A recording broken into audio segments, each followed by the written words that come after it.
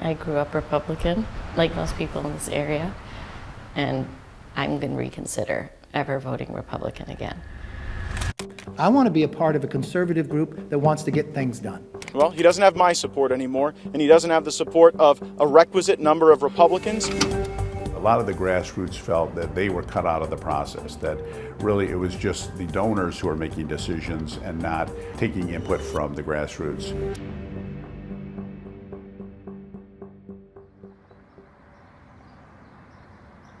Want me to blow you a kiss? Can you catch it? Got it!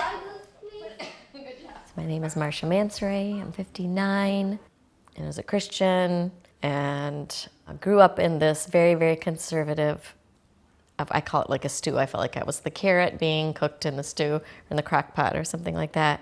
I grew up in Granville, which is on the edge of Ottawa County and Kent County. I never lived farther away than this from where I grew up. We met in 2013, and he said, "So have you ever dated a black man?" And I said, "No." And he said, "Why is that?" Shows through trying to be in a relationship that somebody who's completely different from you, and I think part of it was shocking because I am a Muslim and Yeah. she's pretty much raised her life as a Christian. And in this community, very much in a bubble, complete bubble. He blasted open my life, but with such joy. I work at the health department. It's the first time that I took a job. It was in 2006. Right before COVID, though, I was asked to accept the deputy health officer position. We worked day and night, like 7 days a week, 24/7. Throughout this pandemic in Ottawa County, we have generally been able to pinpoint kind of a responsible group in Ottawa County that is explaining the spread at that time. We're supposed to find things and stop them from spreading and keep people from being impacted. That's when the backlash started.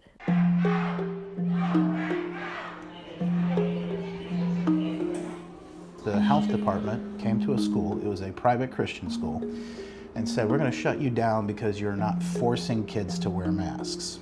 And so this really caused an issue with parents. They started to stand up, real life, everyday people. In fact, they formed a group called Ottawa Impact. I come with a message from the people. You've heard it before. We want our freedom back. And it started with so many really angry people, and I was called a child abuser, a Satanist, evil. Those Ottawa Impact candidates won, effectively throwing out the incumbent Republicans. They threw them out and won the general. Congratulations. And now the issue comes where they're being accused of all kinds of things. Motion to terminate the employment of the current county administrator, to sign a resolution to appoint John Gibbs as county administrator.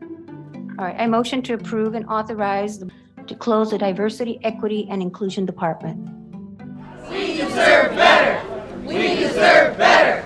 We deserve better! The current board is not looking to continue a pandemic response. We're not looking to be wasteful with taxpayer dollars, and whether they're local, state, or federal, that's not free money, that's taxpayer money. We found in Michigan, when you lose majority, there has never been a more extreme agenda on either side of the aisle in Michigan's history than has been run through Michigan in the last 6 months. I occasionally feel like a conservative without a party. That I still have these ideas that I've always attributed to Republicans, and somehow Republicans have shifted and have left me behind. You look at the three main statewide administrative roles: the governor, secretary of state, and attorney general. And just how far right those three were cost them quite a few votes. We can say that Joe Biden is on track to be the next president.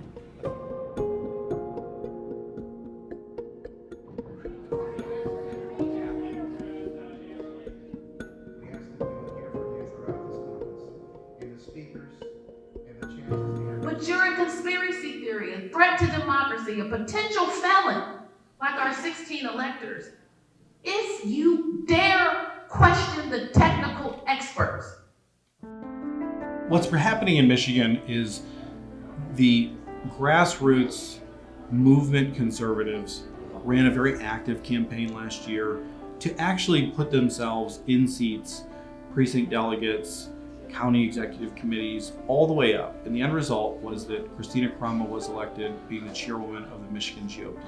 There is no question that this offended a lot of people that are a little bit more country club style Republicans who got used to saying, we're in charge of the party. You're all going to jail. Get the out of here. I have asked that delegates may not be standing next to me as I am speaking. The delegate is out of order. The relationship was sort of that the activist or the people on the ground, they're expected to vote, they're expected to put signs out. But there was a little bit of a rift between should these people actually be in charge of anything. What kind of questions do you want to ask him? I would start with identifying with what it must have felt like within his kids' school. It was hard, it was confusing, there was a lot of voices, there's social media. We didn't have strong leadership as a nation, so I get it. You know, you heard what you heard.